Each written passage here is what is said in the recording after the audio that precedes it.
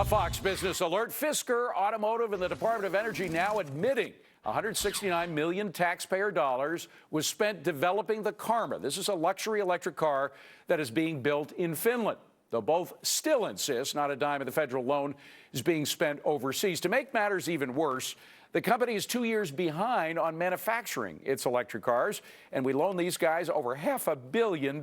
My voice cracks when I say it. We are joined now by our panel. We have Francis Newton, Gary B. Smith, and Megan Carberry. Gary B., are you worried about this money ever being repaid at all? Absolutely. You know, you made some great points with the judge. You know, what's the government's track record of ever seeing a return? What's our track record as taxpayers of ever seeing a return? You know, David, you talked about this car. It's a $97,000 car for the ultra rich, if you will, that gets 32 miles a gallon. Basically, we gave them $500 million, as you pointed out, and yet we're creating jobs in Finland. I guess the biggest overriding question I have is, why are we again in programs like this to begin with? We're terrible at picking winners. And even if we're great at picking winners, that's not the government's job. We're in the programs.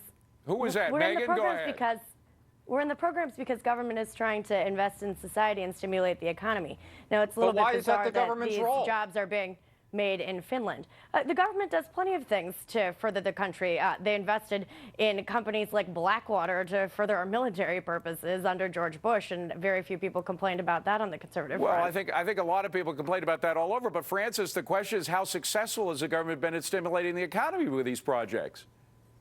Well, the government is horrendously unsuccessful because they spend a lot of time using public spending that does not have a return on investment. The problem is that I like the idea that they are supporting entrepreneurs. I like the idea that they're building up the manufacturing base and that they're creating jobs. This is not going to happen overnight. Furthermore, we have to remember that Fisker did use a lot of its funding to do a deal with General Motors and buy up some of their old plants and try and get them going again. We absolutely have to do that. We have lost our manufacturing base. However, the turnaround, we cannot expect that to bring us out of a recession because the turnaround is very, very risky. I think Fisker might end up being an okay deal. However, we have a conflict of interest here because on the one hand, we're giving government handouts like we're just printing money on trees. But the thing is that if we invest in these entrepreneurial companies, which is important to keep America technologically competitive, there are years and years and years before we can, depend on an ROI. I do hope Fisker gets a product. Gary, I just wonder about the government as an investor. I mean, we have seen clearly that the people that receive the money don't spend it as wisely, as carefully as they do private sector money. When you have private investors, you correct me if I'm wrong, but they are breathing down your neck every moment to make sure their money's not wasted. Not so with the government, according to the Solidar loans. Exactly, Dave. This is a company that is now over budget, has underdelivered, is behind the deadline. Not to mention that companies like Aptera, Eco Motors, Think were also companies that are developing electric cars. They got no money and no explanation why they didn't get the money. Was it helpful to have Al Gore on the board of this company to get the money? Is this really crony capitalism? Boy, it sure smells like it, and that's certainly not the government's business to be in. And Megan, that is another big problem, is that you have a lot of government hangers-on who are trying to get a piece of the action whenever you have government investment going. We've seen that all over the place. To the victor belongs the spoils since the early days of this country. Everybody knows that exists. Hold on a second. Let me just repeat that. That's Megan, the rationale? let me just repeat that. To the victor belongs the spoils. The spoils, by the way, happen to be taxpayer dollars. You're saying that's okay?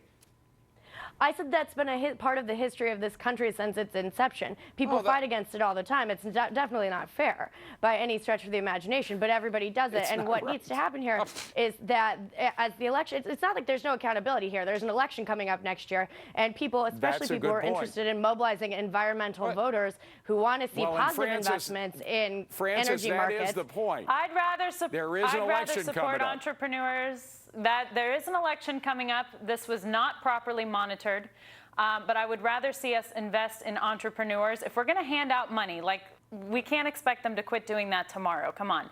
If we're going to hand out money, I'd rather see them support manufacturing, support entrepreneurship, support technology, than just hand it to a welfare system or hand it to something else. But the problem, Francis, is the government, in order to hand out money, has to, by definition, unless they have an unlimited pot, and Granted, maybe they think they do. They have to pick who gets A and who doesn't get A. And like I said, there were 4 other companies competing for this pot of gold that didn't get the money. And it appears so far They're not the great at it. government I did a lousy agree. job Hey, of picking the winner. Megan, one question to Megan. Who do you think for is it. a better overseer of investments, the government or private sector?